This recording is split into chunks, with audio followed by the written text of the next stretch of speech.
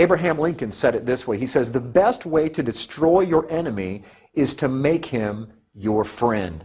At the end of the day, ladies and gentlemen, the enemy only comes to do three things: to steal, kill, and destroy the truth. That's what he's trying to do. So now let's travel back in time 4,000 years and begin to discover where the history of some of these traditions came from.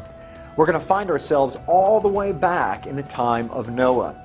Matter of fact, let's begin in the old-fashioned way. Once upon a time, a long time ago, there lived a man named Nimrod. Nimrod was the great-grandson of Noah. He was the most popular man on the earth at the time. Matter of fact, he was the king of the then-known world. He was responsible for building the cities of Babel, and the Tower of Babel, and the city of Nineveh, amongst others. Well, all that being aside, Nimrod, no doubt, had tremendous influence among the people that he was with. And what happened was he had this uncanny reputation of strength. He created great armies, and he was the ruler of the then-known world right after the flood. He was full of idolatry and covetousness, drunkenness, and rebelliousness towards God. And he had a phenomenal ability to deceive. Matter of fact, I suppose he was much like, I guess, an early politician 4,000 years ago. But Nimrod married a woman named Semiramis. Now, Semiramis and Nimrod became basically king and queen of the then-known world. Well, at some point, Nimrod dies, and he became deified. He was the very first person that was ever deified on planet Earth, and they made him the sun god, which ended up being Baal. The word Baal in your scriptures can be traced back to Nimrod. So it's an interesting reality of history. When you see Baal and Ashtaroth, you're ended up coming all the way back to this story of Nimrod and Semiramis. And so Baal is now ruling the universe as the sun god, and somehow luck has it, through the Babylonian legend, that Semiramis gets pregnant by the rays of the sun of her deceased husband, Nimrod. And she gives birth to a young baby boy named Tammuz. Now, further down in the story, as Tammuz grows and becomes a man, Tammuz actually marries his mother, and they have a very sexual relationship. And that baby Tammuz and his mother Semiramis is where you get the story of Cupid. Cupid, during Valentine's Day, is how the story of Valentine's Day developed, was from Tammuz, who married a very unbiblical relationship with his mother. Okay, back to the story of Tammuz. So Tammuz, for 40 years, was a tremendous hunter, and he took the place of his father, ruling the world, and had tremendous power. But more than anything, he was a credible hunter. But unfortunately, his gift and his skill of hunting caught up with him one day, because he was killed during his 40th year by a wild boar. Every spring, the first Sunday after the vernal equinox, the spring equinox, they have what was called Ishtar's Sunday.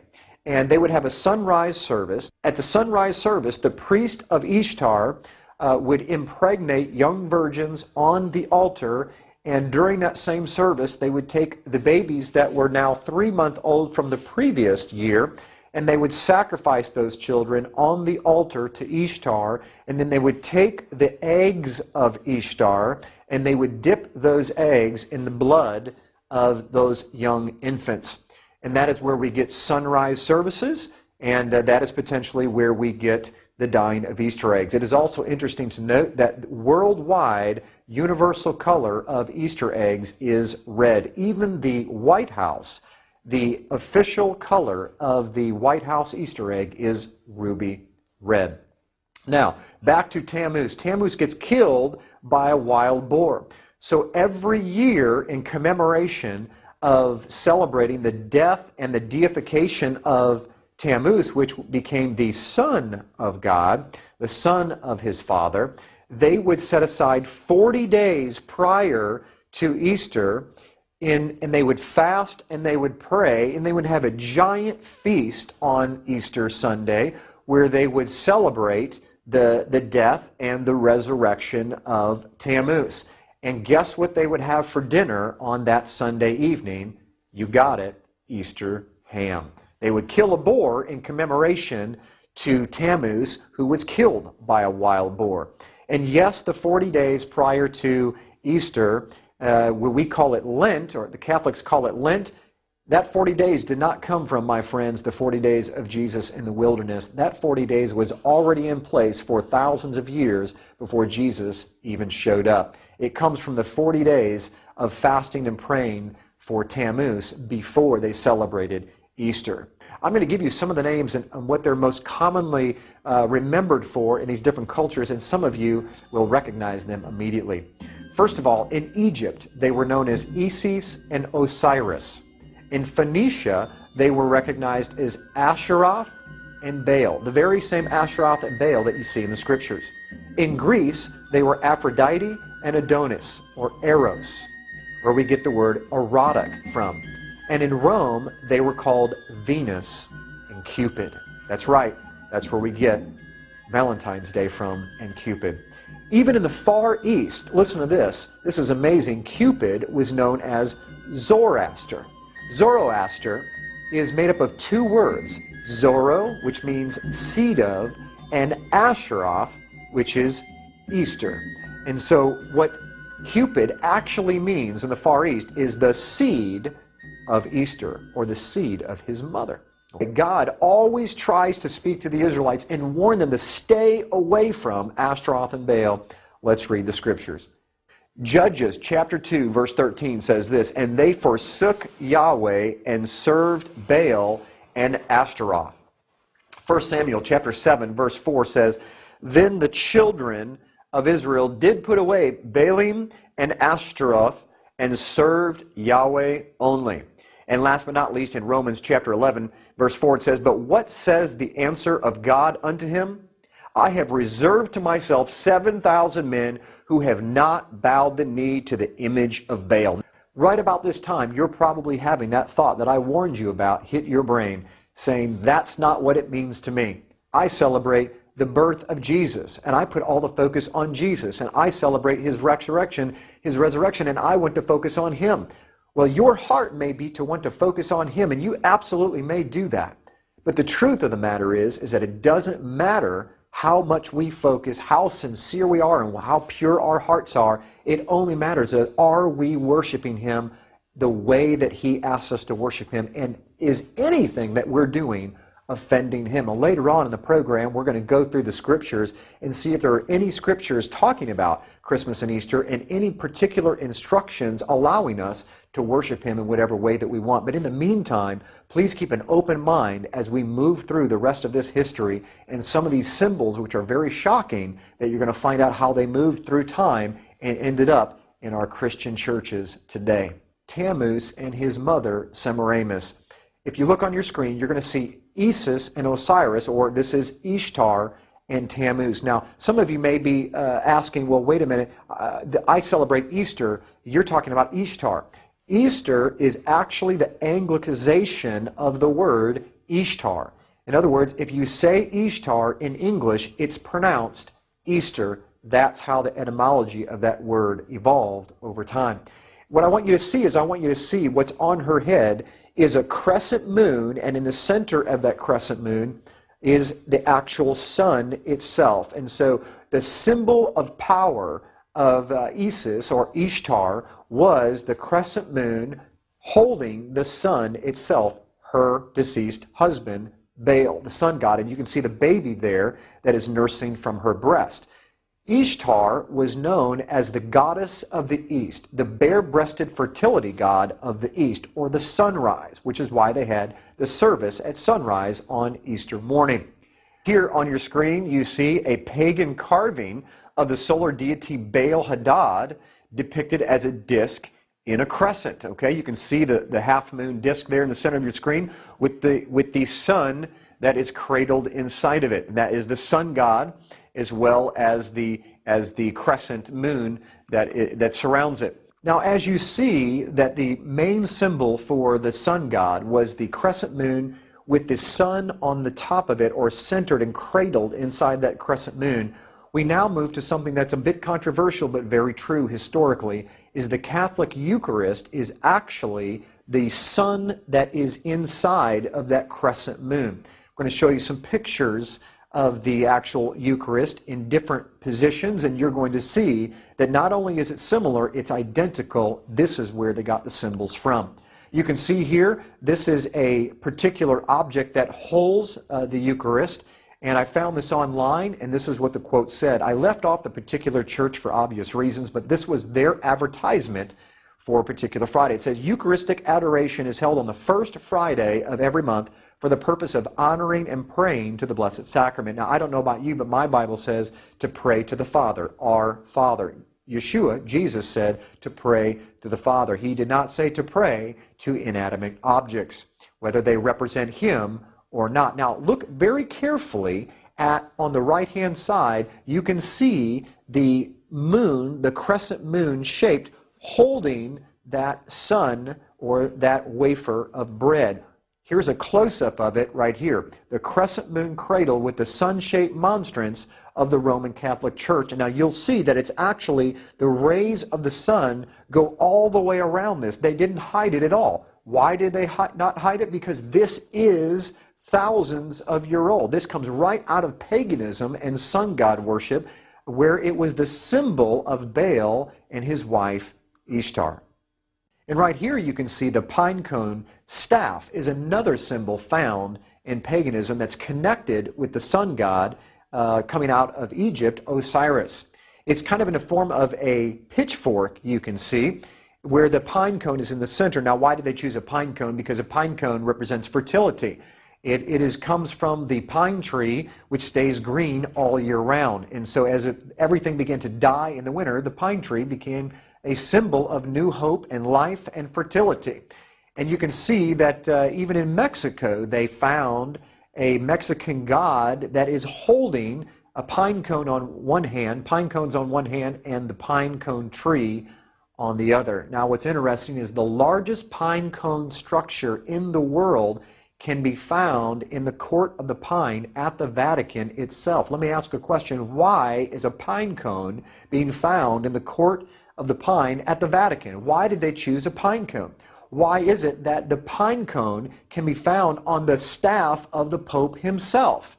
Because this staff goes all the way back to ancient sun god worship, where it represented power and authority of the gods, you see. And this is a close-up of that staff right here, where the pine cone is embedded right in the staff itself. Let's move on to another symbol. This is the symbol of the trident. The trident is the devil's pitchfork. It really is a symbol of Satan, of the horns of Satan. It's an ancient satanic and pagan hand gesture called the trident. We find this in archaeology all over the place. Whenever you get into any kind of society of sun god worship, you find the trident everywhere. You see it in ancient Babylon. It was placed in the hands of all the pagan sun gods. All the pagan gods and pharaohs had some sort of trident, a staff, that they would be connected to power and authority of the gods. The most famous one, of course, is Neptune's trident. We call it the devil's pitchfork, and that's where it comes from. It's just not a drawing that someone made up. This has history built into it of where these things come from. Now, if you move forward in time, or during the same time period, you're going to find another symbol that is even more important. As a matter of fact, you're going to see two symbols in this picture. This is a pagan statue of Jupiter that has been renamed St. Peter. And he's holding up, guess what? The trident symbol. That symbol is a satanic symbol recognizing the power of the gods of the sun. And you'll also see another symbol in this picture, and that is the halo. Look real carefully. It's not a halo, it's a sunburst. What they put behind the heads of the gods, or the saints, if you will, is not a halo, it is a sunburst representing the power of the sun god. And they call this St. Peter in the Vatican, but in reality, history tells us this is the god Jupiter.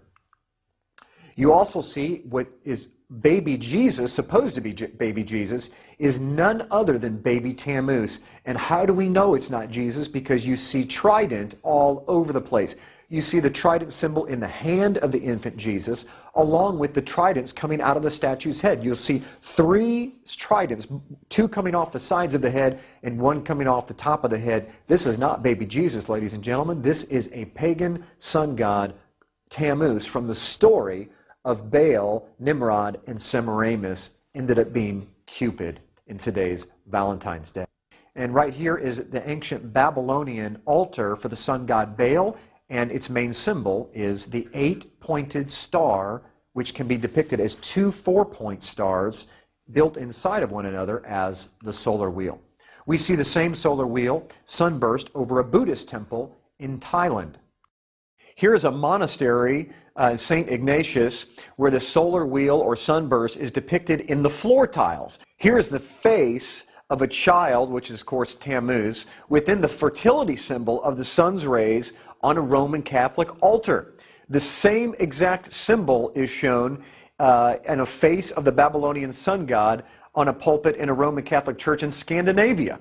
Okay, all this same symbol comes right out of paganism, as I've shown. Okay, this is probably one of the most fascinating pictures that I have. I zoomed in to the Vatican using Google Earth and stopped several miles above, and look what we discovered is this is the largest solar wheel on Earth. This is the court of St. Peter at the Vatican in Rome itself. Excuse me, the sun disk behind the head of this Roman Catholic statue in Westminster Cathedral in London. Where did they get the idea of sun disks behind these saints? It's because this is what was found behind the head of Jupiter and all these sun gods was the actual monstrance of the Roman Catholic Church. That halo is not a halo, that is a sun disk, and they borrowed it from paganism. We see here behind Krishna another sun disk behind his head, and this is just to show that it doesn't just happen in Catholicism, that the sun disk predates Catholicism by hundreds, even thousands of years. It was borrowed. We see it in stained glass windows behind all of the Roman Catholic saints, even Mary. And if you look carefully, you see the Sacred Heart. That Sacred Heart, even though I don't have time to go into this, even the Sacred Heart comes right out of paganism. That exact same symbol with the sun disk behind the Sacred Heart has to do with Baal and Tammuz, the sun gods. And you can see it all over the Roman Catholic Church, and even in other pagan religions across the world. And where do we find this 8-pointed star, this solar wheel, this sun disk today? None other than on top of our Christmas trees. Now, I know all of us have been taught that the star on top of the Christmas tree represents the Star of Bethlehem, that the kings came in to find baby Jesus. But unfortunately, the star of the ancient pagan sun gods predates the star of the Christmas tree, the Star of Bethlehem, by over 1,000 years. They were taking the sunburst and connecting it to what you're going to learn in just a few minutes is the tree of Nimrod, and that is where we get our Christmas tree from and the star that we put on top. If you look carefully, you can see there is a tremendous significance and a similarity between the sunburst and the star that we put up there today. Here's the sun disk proudly displayed on top of Christmas trees in a mall. Matter of fact, this one doesn't even hide the fact that it's not a star. It's the sun that you're looking at. Even the 8-pointed star on top of the White House Christmas tree for everyone to see is the same 8-point star that we find in archaeology thousands of years ago connected to pagan sun god worship.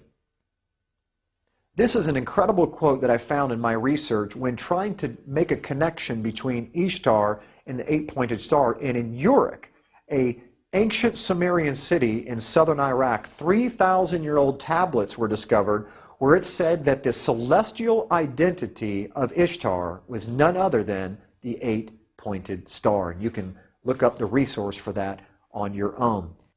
Okay, the word obelisk literally means Baal's shaft or Baal's organ of reproduction. It's almost always placed in the center of a circle, the solar wheel, which represents the female genitalia and the physical sexual act.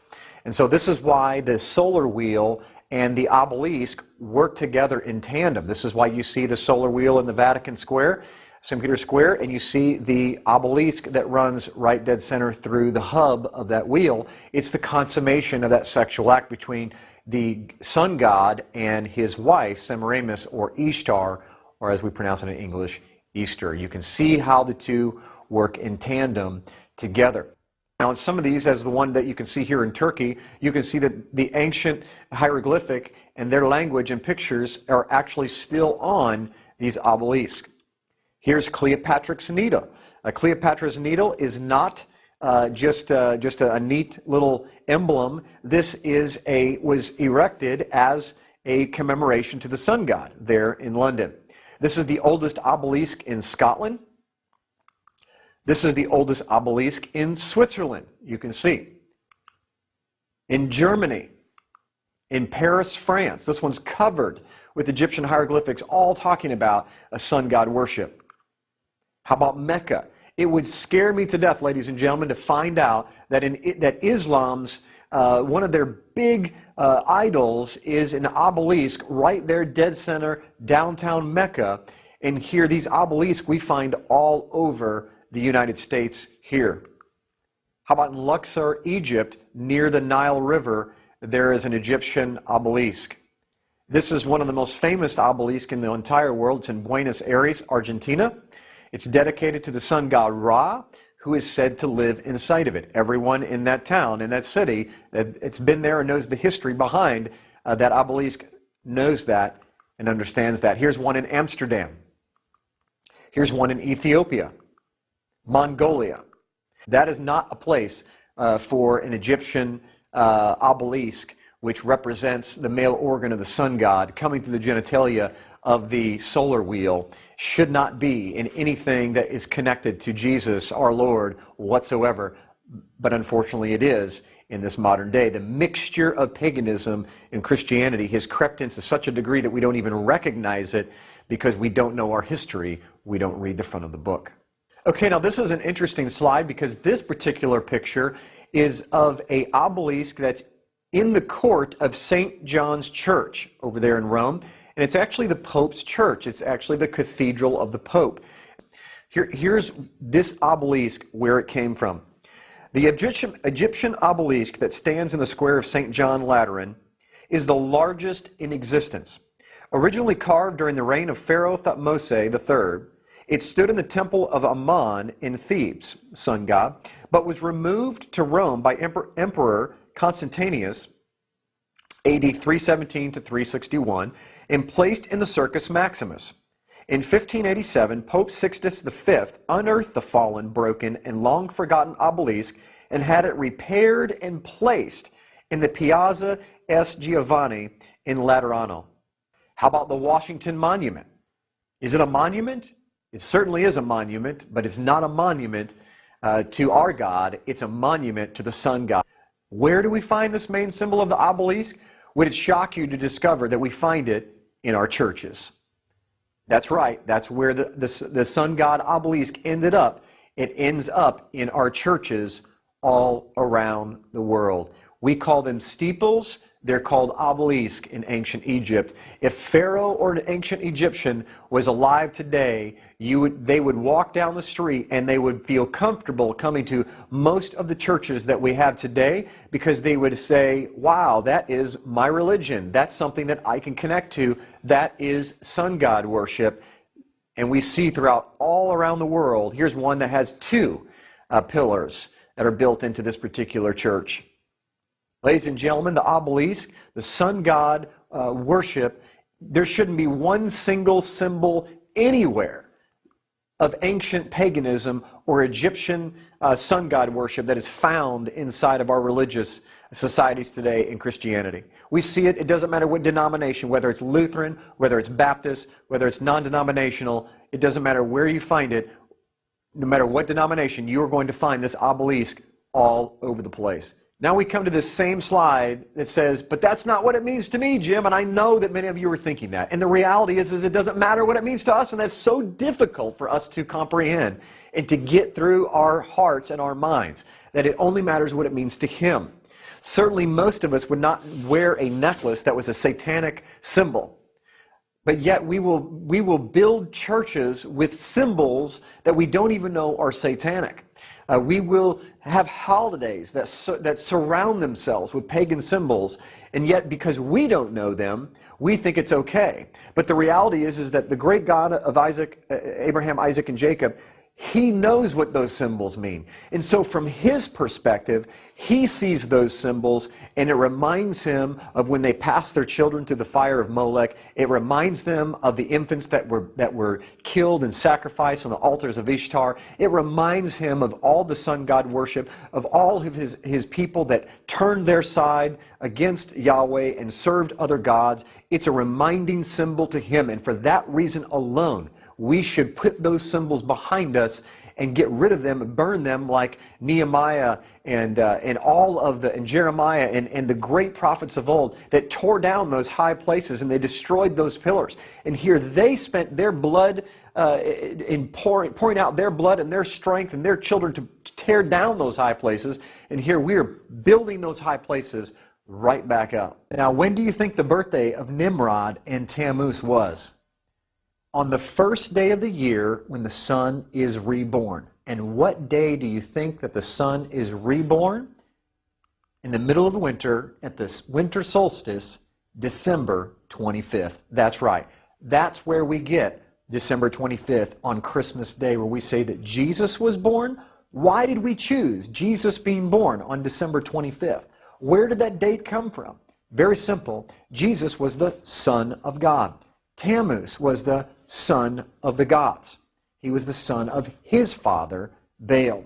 And so the pagans, which early Christianity came right out of paganism in Rome, they were already worshiping the sun god on Sunday in Rome, which is where we get worshiping on Sunday from. It used to be that all of the early Christians worshiped on Saturday, but it was changed to Sunday because all of the pagans worshiped the sun god on his day, Sunday, and they worshiped him on his birthday on December 25th. So naturally, when Jesus came into the picture and Constantine supposedly got saved in the 300s, they compromised to make it easier for people to convert to Christianity by making Jesus' birthday on the same birthday as the sun gods that they were already used to celebrating, and that's where we get December 25th from.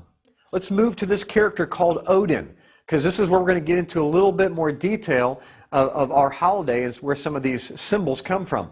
Along with the celebration of the sun gods, the Scandinavians also worshiped this god called Odin. He was the god of intoxicating drink, ecstasy, as well as the god of death. And because of the Feast of Saturnalia dealing with all those things, he naturally became the most popular god of the Feast of Saturnalia, which was a sun god, which we can trace all the way back to Baal himself. Guess who this character became? Look at him very carefully. What does he look like? The colors are wrong, but this guy became Santa Claus. That's right. Odin, or Woden, was the god of wisdom, magic, and occult knowledge, runes, poetry, and war. And so what we're going to show you right now is an actual clip or a short movie of a montage of different videos that we've discovered of where they still make this celebration, still celebrate this all around the world, where they literally glorify the demonic part of Christmas and St. Nicholas and these dark helpers.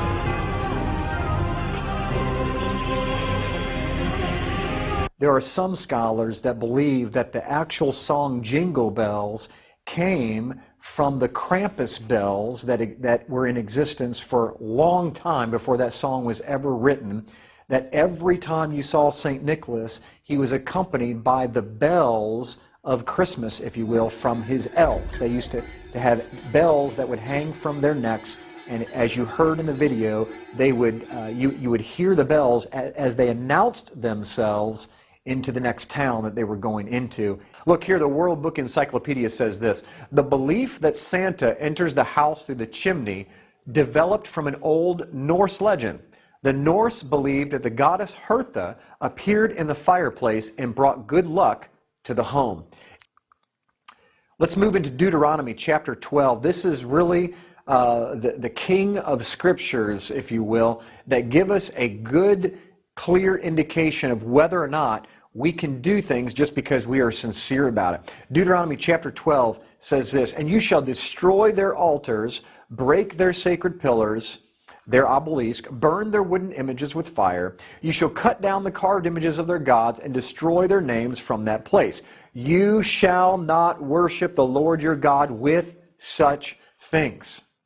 He says, you shall not at all do as we are doing here today, every man doing whatever's right in our own eyes. When the Lord your God cuts off from before you the nations which you go to dispossess, still in chapter 12 of Deuteronomy here, and you displace them and dwell in their land, listen carefully, in verse 30 it says, "Take heed to yourself that you are not ensnared to follow them, after they are destroyed from before you, and that you do not inquire after their gods, saying, how did these nations serve their gods? I will also do likewise." So what was happening was they were coming into these communities, and they were creative Israelites. They wanted to take some of the creative things that the pagans used to serve their gods and borrow those ideas to serve the great God Yahweh.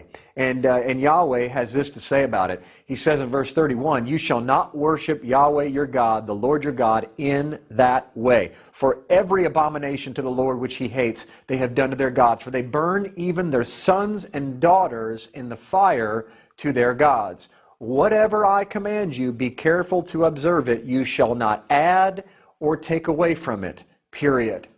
Verse 32 of Deuteronomy chapter 12. And some of the most influential Christian leaders in American history were looking for alternatives and refused to celebrate Christmas and Easter because of their pagan backgrounds. Charles Spurgeon said this, on December 24th, Christmas Eve, 1871, look at this quote, "We have no superstitious regard for times and seasons.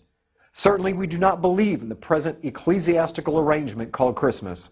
First, because we do not believe in the Mass at all, but abhor it, whether it be said or sung in Latin or English." He went on to say, and secondly, because we find no scriptural warrant whatsoever for observing any day as the birthday of our Savior.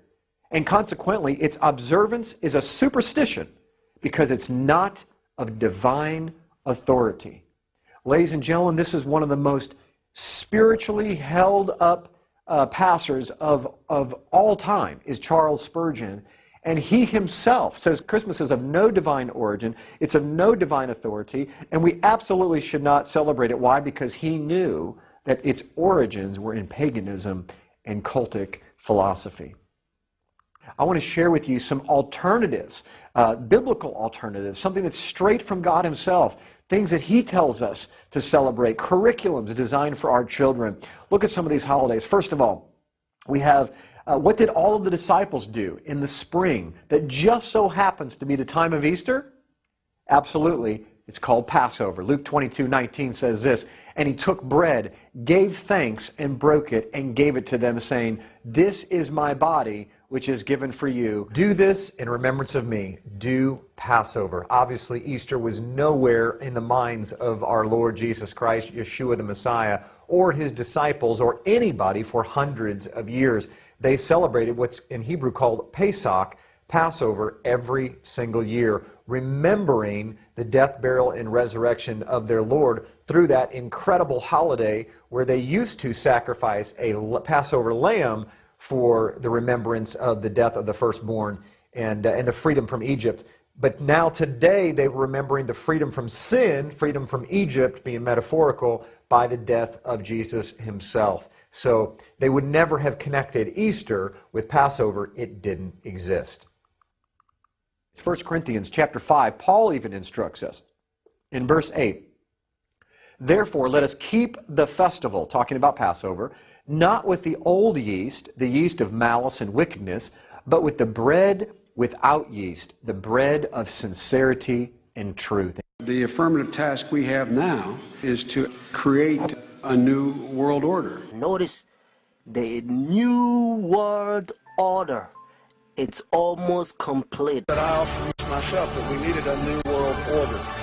Pope Benedict XVI is calling for a new world financial order in the third encyclical of his pontificate. Globalized economy. The document was released just hours before the G8 summit.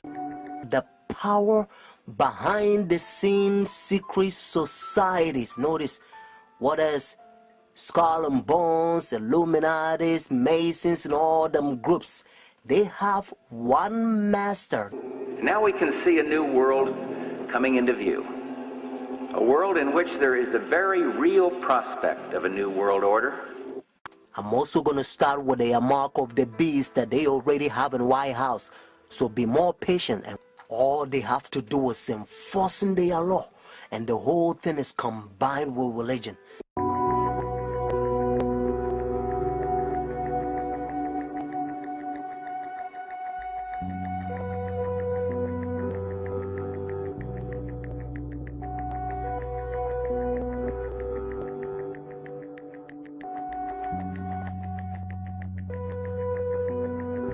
Unfortunate friends, if you don't understand their final goal, you're gonna be doomed. But the good news is, if you know their final goal, you can escape what's about to happen. Some people will show you some of the secret societies, but unfortunately they don't tell you the power behind the scene, and the whole world afraid because they don't know what to do. Today you're gonna find out. Watch the whole video. At the Vatican today, a warm greeting for President Obama from Pope Benedict XVI. It's a great honor for me. Thank you so much.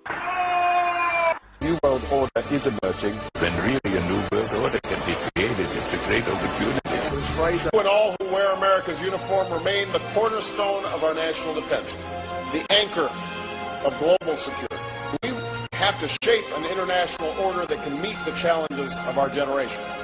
The international order we seek is one that can resolve the challenges of our times. A new world order is emerging. Gordon Brown's verdict as he closes the G20 summit. From America to Ethiopia, they all signed up to a $1 trillion boost for world trade. We'll have reaction around the world and ask what it means for Britain, also tonight.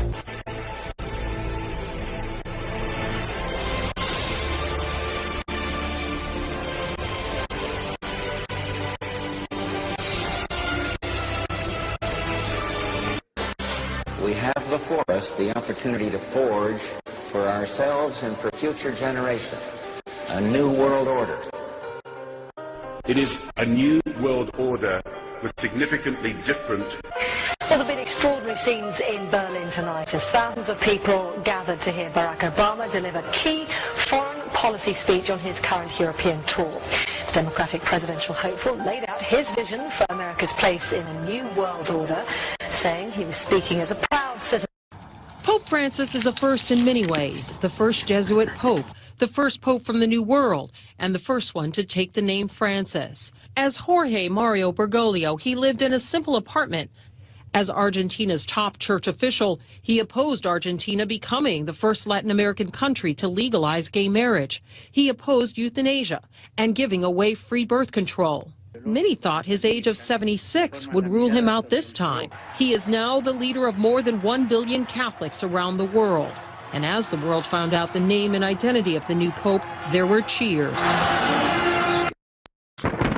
Wake up the whole world. Now is the high time to awake out of sleep. Friends, I'm gonna give you a little history.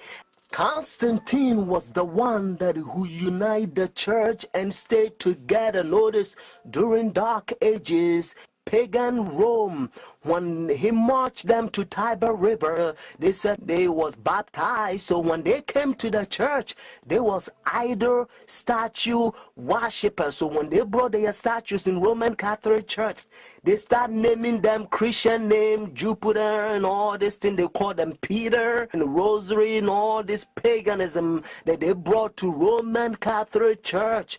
And some of the Christians they don't like, so they protest against. That's why they call them Protestants or Protestant.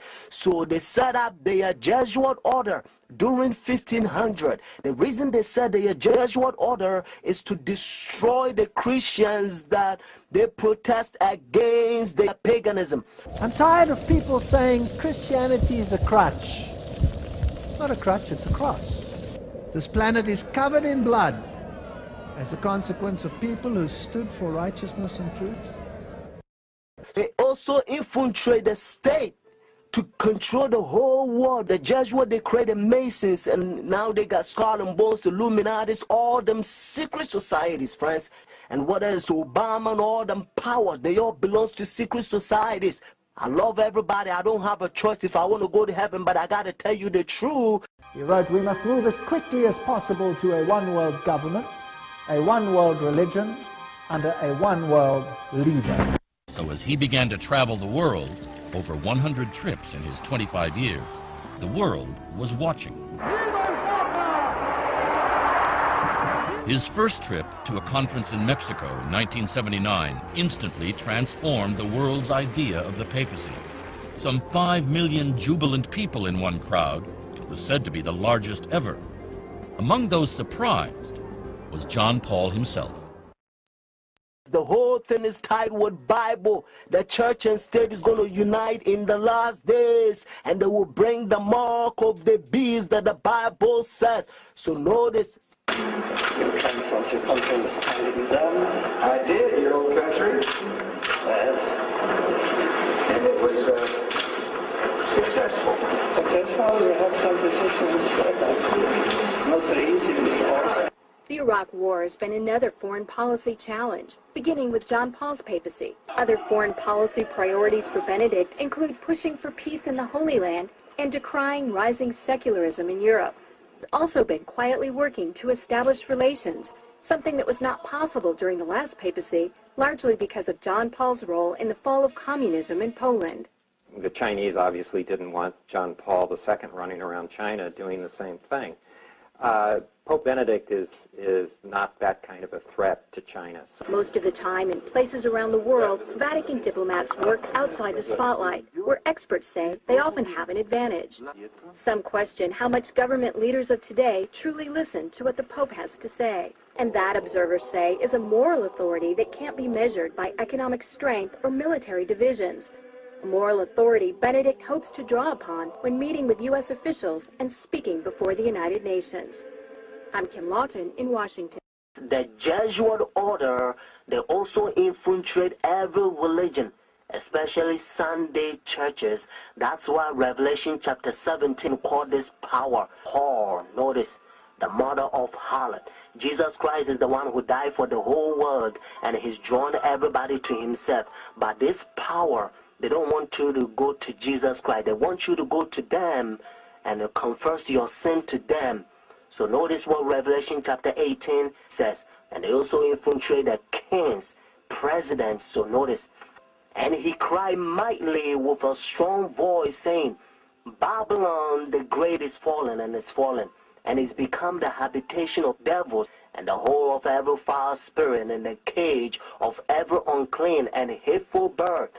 For all nations have drunk of the wine of her fornications. And notice, and the kings of the earth have committed fornication with her.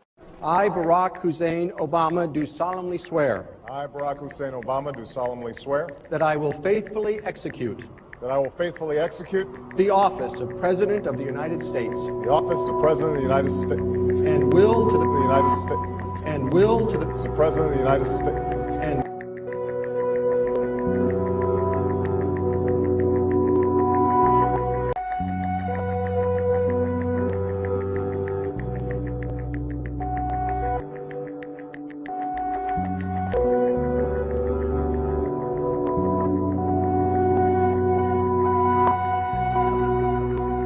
So on occasion it comes up that that I was the mentor of our president. It's only on occasion we get to interact with him. Well, an occasion is fine, isn't it?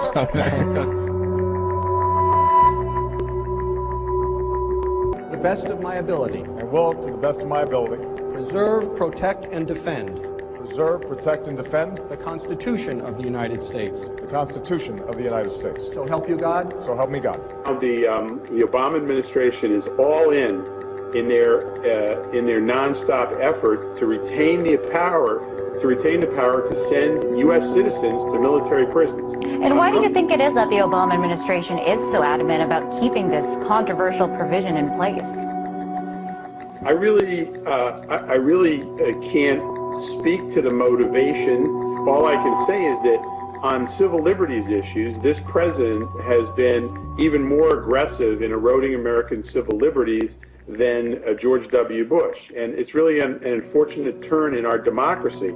This has been occurring since 9/11, but the Obama administration has gone full in for drones. They've gone full in for targeted assassinations, including of American citizens.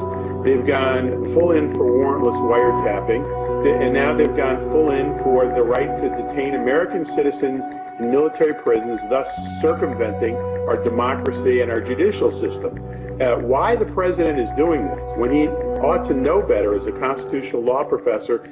The Obama administration is openly escalating its campaign against private gun ownership and shaking up the top ranks of the military command structure. But is it also preparing to make war on the American population? According to a person identified as a former senior military official, the answer to that shocking question is yes. You can't have a police state and an armed population, so there's no doubt they're going to take the guns away.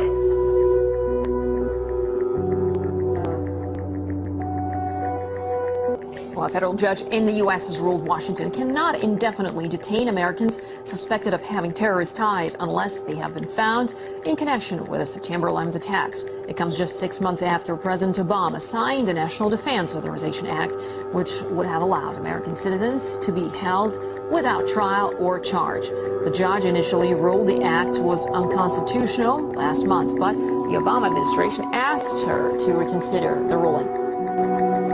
The arrogance of Barack Hussein Obama is growing by leaps and bounds every day. So is his disrespect for the Constitution of our country, for the Constitution of the United States.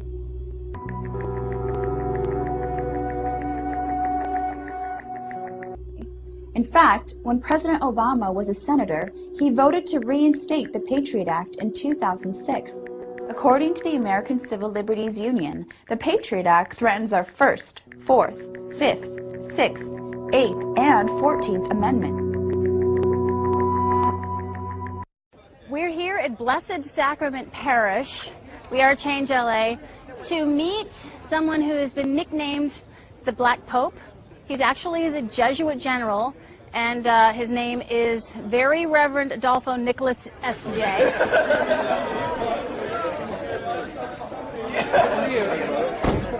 Get in there. Yeah, that way.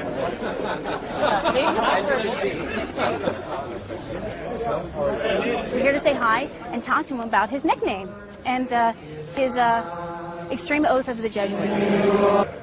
You just came out of a campaign, election, and the inauguration of a new president. We have been exposed to 1 year and a half of words and words and words, or even religious words, because also religious words have been manipulated.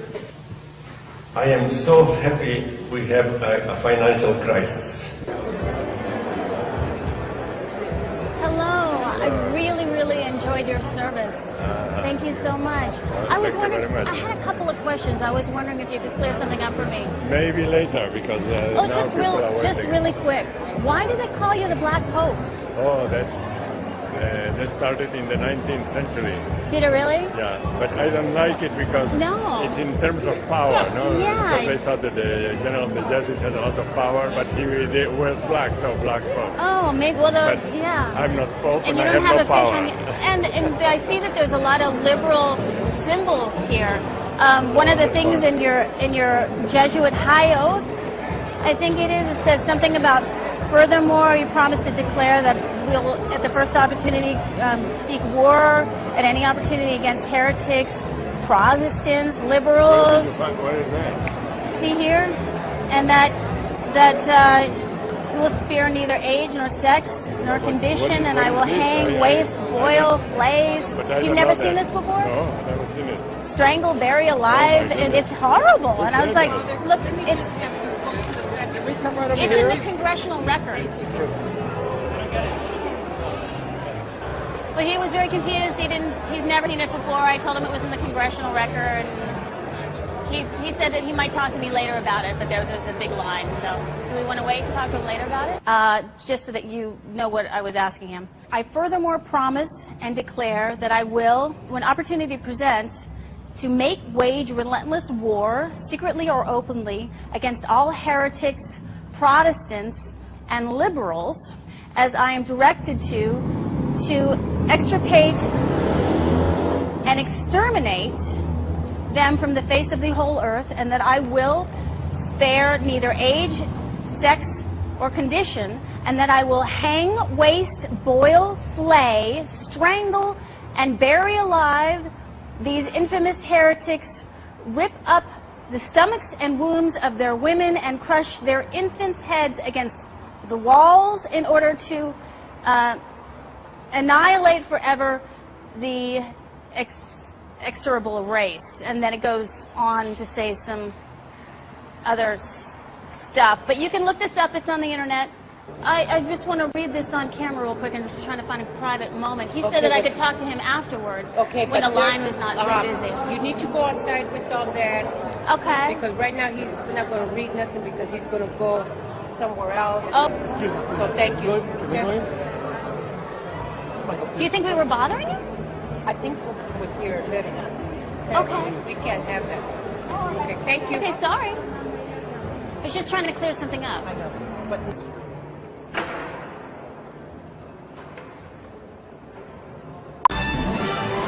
Well, it's a bill that has received very little attention, but may make free speech a felony and seriously restrict your right to political protest. Just signed into law by the president, H.R. 347 gives federal agents sweeping powers to arrest and bring felony charges against citizens engaged in protests where the Secret Service is present.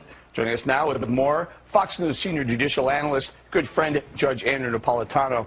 Judge, the thing that jumps out off the page, felony? Yeah, felony means more than a year in jail. This is not like a traffic ticket. For standing and protesting, the type of thing that for 230 years Americans took for granted because it was protected by the First Amendment, Congress shall make no law abridging the freedom of speech, has actually been abridged by legislation the president signed last Thursday, supported overwhelmingly by both parties, with very, very little public debate and very little debate in Congress. Basically allows Secret Service agents to decide where there are no free speech zones, not speech zones, no free speech zones. And anybody by the Secret Service can, protected by the Secret Service, can ask those agents to ban protests wherever they are. So I can think of 3 violations: speech violations, association violations, the right to petition the government for a redress of your grievances. What good is free speech if the people in the government are so far away from you that they can't hear you? Judge, what about keeping our elected officials safe?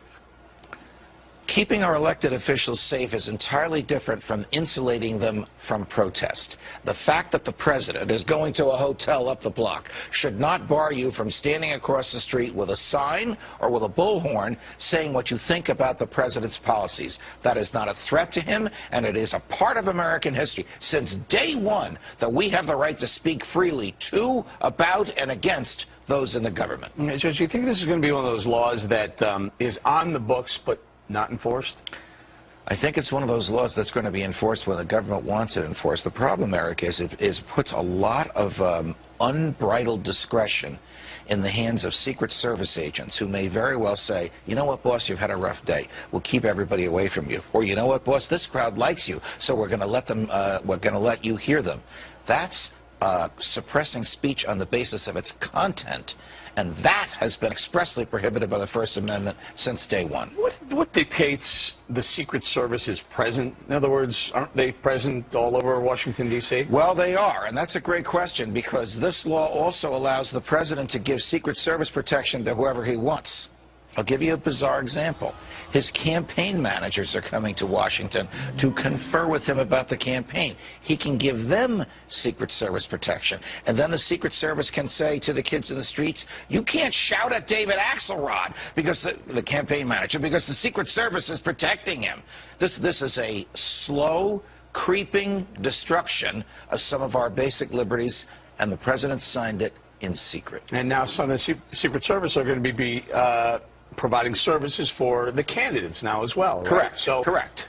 People aren't going to be able to have their opinion about the candidates? If the Secret Service so declares, you won't be able to shout at. The Bible says the mark of the beast means this power has a mark. The beast is a language that God is using for this power. And they themselves, they says in their own book, the book of Catechism, the old version, notice, they says Sunday worship is their mark of authority.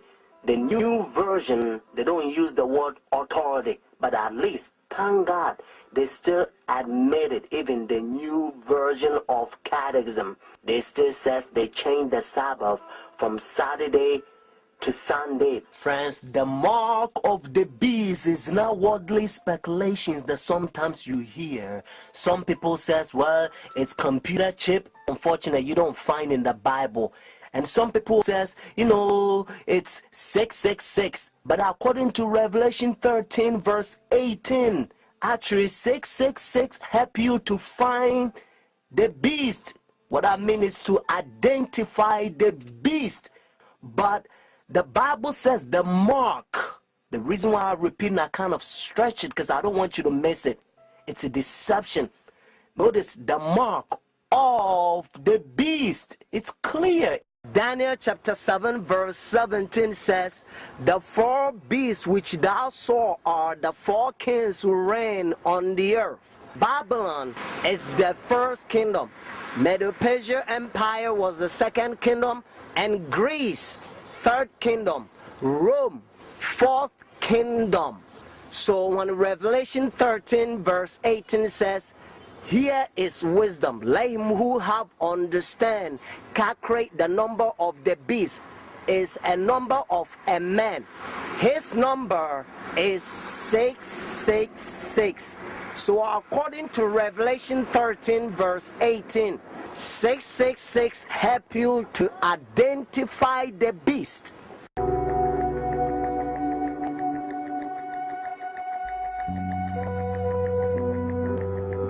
Roman Catholic, Roman numerals, some of them have a value, some of them doesn't. But when you put all of them together, it ends up to 666. Constantine changed the Sabbath from Saturday to Sunday, but unfortunately, Sunday churches, they adopt sun worship day for so many years. They don't want to get rid of it.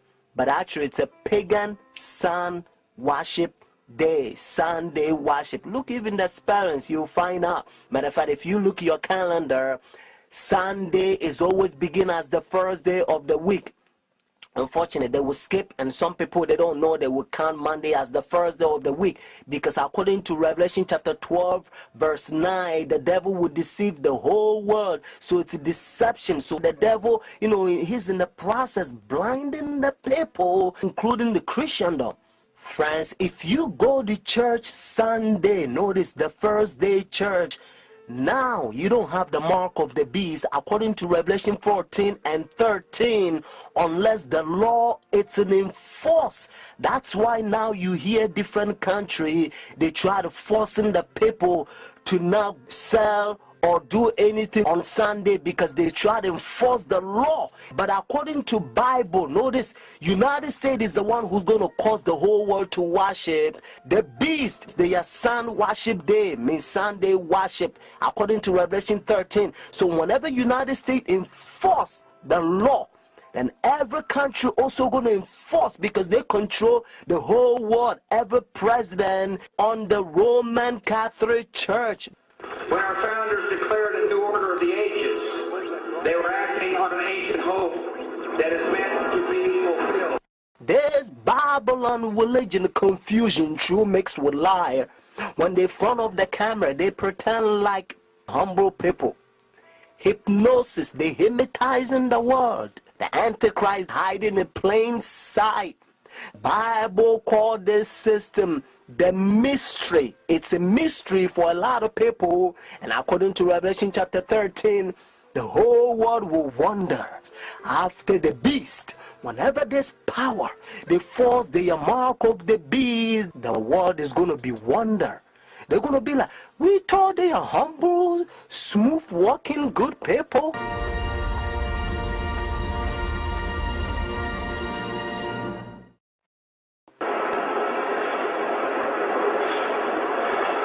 Your Holiness, may I present Archbishop Pagan Origin, Primate of the Eastern Diocese of the Armenian Church in America. According to ecumenical protocol, the Eastern Orthodox would be first in order, as they are, of course, first in priority in the Catholic Church's ecumenical responsibility. May I present Archbishop the legate and ecumenical officer of the Eastern Diocese of the Armenian Church in America and president of the National Council of Churches in the United States. Holiness, may I present Reverend Dr. Donald McCoy, representing the presiding Bishop Mark Hansen of the Evangelical Lutheran Church in America. Holiness, may I present Bishop Jeremiah J. Park, Bishop of the New York Annual Conference of the United Methodist Church. Your Holiness, may I present Reverend Wesley Granberg Michelson, the General Secretary of the Reformed Church in America. Your Holiness, may I present Reverend Dr. Clifton Kirkpatrick, the stated clerk of the General Assembly of the Presbyterian Church in the United States. Your Holiness, may I present Reverend Dr. William J. Shaw, President of the National Baptist Convention, United States. Your Holiness, may I present Bishop James Leggett, General Superintendent of the International Pentecost Holiness Church. Your Holiness, may I present Dr. Leith Anderson, President of the National Association of Evangelicals. Your Holiness, may I present Bishop David H. Benke, President of the Atlantic District of the Lutheran Church, Missouri Synod. Your Holiness, may I present Reverend Dr. A.R. Bernard Sr., President of the Council of Churches of the City of New York. Your Holiness, may I present Elder Bernice King, daughter of the civil rights leaders Martin Luther King Jr. and Coretta Scott King. Your Holiness, may I present Reverend Jimmy Song Jilim, Executive Director of the Council of Churches of the City of New York. Your Holiness, may I present the Right Reverend Mark Sisk, Bishop of the Episcopal Diocese of New York. You understand the language, Your Holiness, and this is how they call this power. He think he is God. That's what their teachings is all about. Friends, religious leaders, when they come to meet this power, they wearing black, notice, dark color. They represent the sinners, and he represent God. And now listen to what Bible says. 2 Thessalonians chapter 2. This is the chapter the Protestant Sunday churches, they are forefathers. They used to protest against this power during dark ages, and they call them Antichrist. Notice Antichrist. But now you don't hear from Sunday churches anymore, because they betray their forefathers. Let's start from verse 3. Notice 2 Thessalonians chapter 2. Let no one deceive you by any means, for that day will not come unless the falling away comes first, and the man of sin is revealed, the son of perdition, who opposes and exalts himself above all that is called God, all that is worshipped, so that he sit as God in the temple of God, showing himself that he is God. Do you not remember that when I was still with you, I told you these things? And now you know what is restraining, that he may be revealed in his own time. Notice what it says in verse 7. For the mystery of lawlessness is already at work. Pope Francis met with the ecumenical and interreligious delegates March 20th, who had attended his inaugural Mass the day before. The representatives included Christian, Jewish, Muslim, Buddhist, Hindu, Sikh, and Jain leaders. Ecumenical Patriarch Bartholomew of Constantinople also had a private meeting with the new pope. When a Catholic Jesuit learns Sunday churches, their doctrine, and Vatican II, when they infiltrate their churches, and they draw all their churches to so-called the mother of the church, because they know their doctrine and they can answer questions and preach. So the members of the Sunday churches, they think all the pastors are faithful pastors. So now it's all about my pastor says, my pastor says, my pastor says. And this is the crying that a lot of times you hear from them. Instead of them to study to show thyself approved, just like Bible says, they're making it flesh their right arm. And some of them, when they learn the Sabbath truth, that is always Saturday, because their pastors has been hypnotized them for so many years. So when they go and they talk to their pastors, instead of them to talk to God and make decision based on that says the Lord, they make their pastors make decision for them, because that's how bad they hypnotize them. They come right out and state exactly how they infiltrate any religious group they want. They'll come in pretending to be a Pentecostal, pretending to be a Baptist, taking the leadership role and then completely subverting it from the inside. TB Joshua would engage all known mind control techniques to keep his disciples in check. Sleep deprivation was his standard, and the cruel punishments he meted out for the slightest offenses were calculated to induce fear. Snitching was the order of the day, and he had the ability to disorientate the best of men. Disciples dared not converse freely for fear of punishment.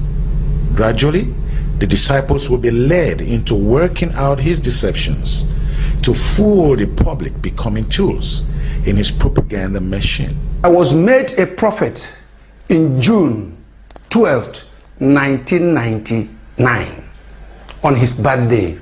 From then, the powers invested in me increased. I became a terror to co-disciples. People run away from me because I will do whatever he asked me to do. Any disciple he asked me to slap, I will slap. That the genuine church was also involved in some of the same tricks to a lesser degree? How many more ministers like Chris Oyakhilome did he taint with the spirit of deception? Revelation chapter 14 verse 6 to 7, the Bible says that the first angel's message is warning the whole world to stay away from sin, because God says fear God and give him glory. So if the people stay away from sin or not sinning, means they fear God and they have given him glory. The second angel in Revelation chapter 14 verse 8 says, Babylon is fallen, it is fallen. It's this system that is confused. This pagan, one-world government, satanic religion that is putting the whole world in darkness is fallen.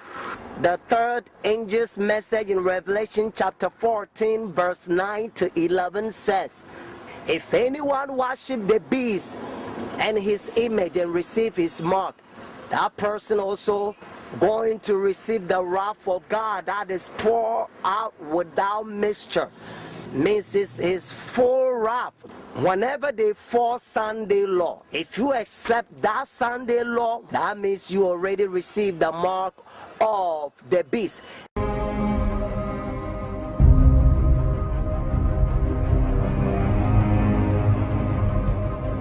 Cari amici, ieri, martedì 15 maggio, si è celebrata la giornata internazionale delle famiglie. Marking the World Day for the Family this week, Pope Benedict has appealed for the right to work and to rest for families worldwide.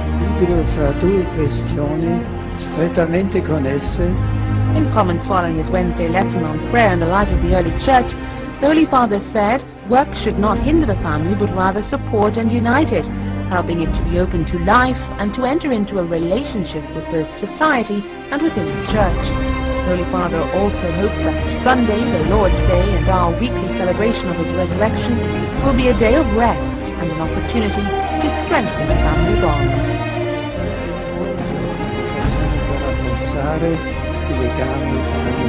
I have repeatedly offered $1,000 to anyone who can prove to me from the Bible alone that I am bound to keep Sunday holy. There is no such law in the Bible. It is a law of the Holy Catholic Church alone. The Bible says, "Remember the Sabbath day to keep it holy." The Catholic Church says, "No, by my divine power I abolish the Sabbath day and command you to keep holy the first day of the week." And lo, the entire civilized world bows down in reverent obedience to the command of the Holy Catholic Church. T. N. Wright, CSSR, in a lecture at Hartford, Kansas, February 18, 1884. The Catholic Church for over 1,000 years before the existence of a Protestant, by virtue of her divine mission, changed the day from Saturday to Sunday. The Catholic Mirror, September 23, 1893. Question: which is the Sabbath day? Answer: Saturday is the Sabbath day. Question: why do we observe Sunday instead of Saturday? Answer: we observe Sunday instead of Saturday because the Catholic Church in the Council of Laodicea, AD 336, transferred the solemnity from Saturday to Sunday. Peter Geierman, The Convert's Catechism of Catholic Doctrine, 2nd edition, 1910, page 50. Friends, whenever they enforce their sun worship day, Sunday worship, whenever the law is enforced in your country, do not accept it. The mark of the beast in their forehead, symbolic in Revelation, your forehead means your decision. And also when Revelation says their right hand means your action will follow your decision once you accept their sun worship day, when it's an enforced Sunday worship. Friends, take a stand. Christ is coming. He loved you so much so that when he was on the cross, Jesus Christ says, "I thirst." So whenever you're in temptation, remember when he says, "I thirst," because of you and I.